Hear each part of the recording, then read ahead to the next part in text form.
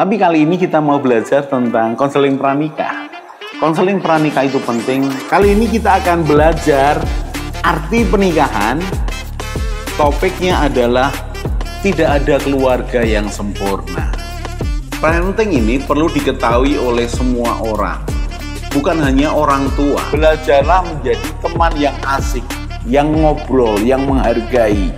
Family unboxing, membongkar keluarga. Salam keluarga Indonesia, kita belajar lagi dan kali ini kita belajar tentang parenting, tentang anak manja jadi apa. Sebelum kita lanjut, nanti anak manja dalam perkembangannya sebagai teman, sebagai suami, sebagai istri, sebagai rekan kerja, sebagai tetangga, sebagai pemimpin seperti apa. Sebelum ke sana, saya ingin ajak saudara untuk merenungkan. Mengapa anak bisa menjadi manja ya? Mengapa? Anak yang manja selalu dituruti keinginannya. Anak yang manja selalu ditoleransi apapun yang dia lakukan. Anak manja terlalu disayang, terlalu dilindungi. Anak yang manja tidak bisa berkembang secara mental, pemikiran, karakternya, keberaniannya. Mengapa begitu? Karena sikap orang tuanya. Karena sikap orang tuanya. Repot adalah kalau orang tuanya ternyata menjadikan anak bagian dari pembalasan dalam tanda petik di masa ketika dia dibesarkan. Apa Pak maksudnya pembalasan? Jadi begini, ada seorang anak yang terlalu ditekan, terlalu dipaksa, terlalu dituntut dari kecil untuk mandiri, untuk ngurusi dirinya sendiri. Bahkan ketika dia tidak kuat, orang tuanya membuli dia, terus memperlakukan sehingga anak ini menjadi tertekan. Hasilnya baik, menjadi anak yang kuat, berani. Tapi ada satu sisi jiwanya yang menderita, yang kering. Apa itu? Merasa bahwa harusnya tidak seperti ini menjadi anak. Harusnya aku diperlakukan seperti orang lain. Harusnya aku waktu itu bisa diberi kesempatan. Terlalu kaku ini papaku, terlalu kaku ini mamahku. Ya memang aku menikmati sekarang ini hasil dari didikan mereka. Tapi aku kasihan dengan diriku sendiri ketika kecil. Sehingga apa yang dilakukan ketika dia punya anak? Maka dia memperlakukan anaknya dengan sebaliknya. Kalau dulu sebelumnya dia terlalu dipaksa, ditekan untuk mengikuti orang tuanya. Ketika dia menjadi orang tua, dia malahan memberikan kelonggaran yang begitu besar kepada anaknya. Sehingga anaknya dituruti kemauannya. Unsur pendidikan kepada anak justru malah kurang. Mengapa? Karena dia menggambarkan dirinya, aku nanti akan menjadi pribadi yang kaku, yang keras seperti ini. Padahal itu baik, asal seimbang, proporsional. Teguran nasihat diimbangi dengan penerimaan, pengertian, kasih sayang. Tapi dia menjadikan anaknya itu pembalasan untuk masa kecilnya. Bayangkan loh. Seorang ibu, seorang ayah yang kuat, yang berhasil, justru memanjakan anaknya. Bagian dari dalam tanda petik pembalasan di masa kecilnya. Anak dibiarkan dituruti apa maunya. Ketika salah tidak ditegur. Ketika membuat kerugian justru orang tuanya yang menggantinya. Kan tidak mendidik sama sekali. Dengan alasan apa? Kasihan. Terlalu dikasihi, terlalu diproteksi, anak menjadi manja. Jadi ternyata anak yang manja bisa terjadi karena pembalasan orang tuanya. Atau anak yang manja ternyata karena orang tuanya tidak tahu bahwa anaknya perlu dididik, anaknya tidak boleh dimanja. Perhatikan, ini seperti pengulangan dari apa? Dari orang tua sebelumnya. Kalau dari papa mamahnya, dari ibu yang punya anak, yaitu kakek neneknya ini, dia juga dimanja, dituruti keinginannya. Dia tidak pernah ditegur dengan keras, dia diistimewakan, dia terlalu diproteksi. Maka konsep bahwa anak itu ya dimanja dong. Anak itu dilindungi, dituruti keinginannya. Bukan seperti alasan yang pertama tadi, pembalasan karena dia kecil diperlakukan begitu. Tapi karena di masa kecil dia dibangun pola pikir kehidupan bermanja-manja oleh orang tuanya. Jadi orang tua yang tidak pernah dididik oleh orang tuanya tidak akan bisa mendidik anaknya. Sekali lagi, Pak, masa konsepnya seperti itu? Bisakah ada perubahan? Oh bisa, kita sudah belajar. Ketika umur 12-18, anak sudah mulai bisa menerima, menimbang, membandingkan, memutuskan. Maka saat itu dia membangun jati dirinya, identitas dirinya.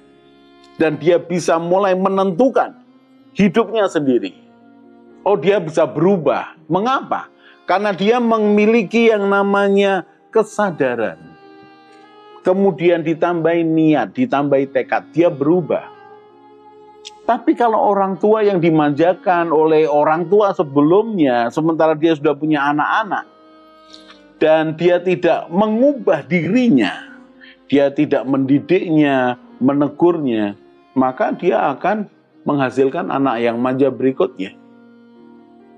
Jadi anak yang manja akan melahirkan anak yang manja. Pak, tapi kalau anak tidak dimanja, bukankah kita ini tidak menunjukkan kasih sayang kita kepadanya? Tidak, Bapak Ibu sekalian.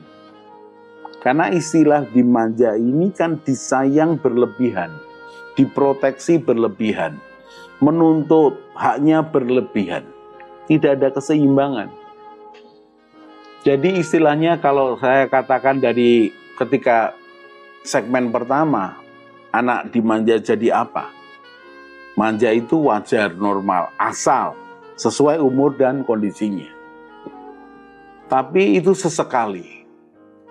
Jadi mari belajar, mari belajar. Apakah saya memanjakan anak saya? Kalau ibu bapak sekalian tanya kepada saya, tidak. Tidak. Mengapa? Ya karena saya tidak dimanjakan orang tua saya.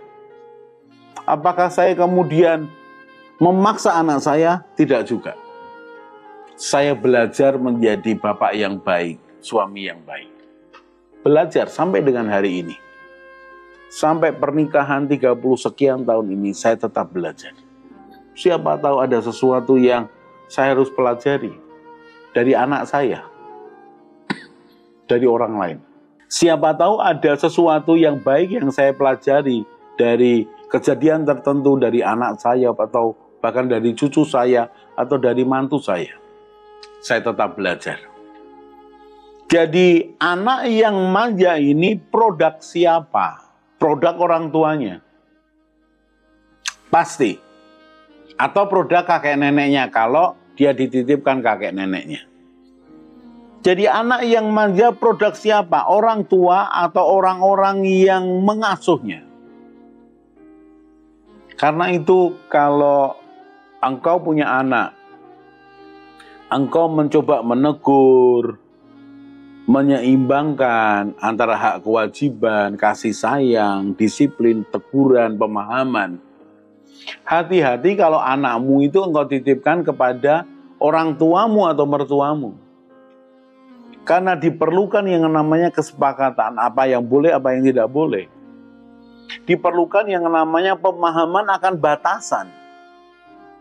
Karena orang tuamu atau mertuamu tidak terlalu protektif, tidak terlalu sayang, proporsional saja, secukupnya. Seperti itu, supaya apa? Anakmu tidak menjadi anak yang manja. Mengapa? Kita sudah belajar dampak dari anak yang manja seperti apa. Anak yang manja menunjukkan orang tuanya lemah. Lemah terhadap anaknya. Karena apa? Karena kasih sayang yang tidak tepat. Anaknya minta apa saja dituruti. Ya, 1-2 kali bagian bisa diterima. Tapi 1-2 yang lain jangan-jangan itu bagian dari gengsi. Masa orang tuanya tidak bisa menuruti keinginan anaknya? Kan konyol. Karena kemudian engkau membandingkan hidupmu, rumah tanggamu dengan rumah tangga orang lain. Kan konyol. Jadi sebaiknya seperti apa, Pak? Ya proporsional, seimbang. Pak, kalau begitu yang bersalah itu orang tuanya. Benar. Pertanyaan berikutnya adalah, apakah engkau mau anakmu itu lemah? Anakmu menjadi beban orang lain. Anakmu mengganggu orang lain. Bahkan anakmu menyusahkan orang lain. Karena sifat manjanya, karena tidak bisa mandiri. Karena tidak memiliki keterampilan hidup yang cukup. Jadi orang tua, tolong jangan manjakan anakmu, apapun alasannya.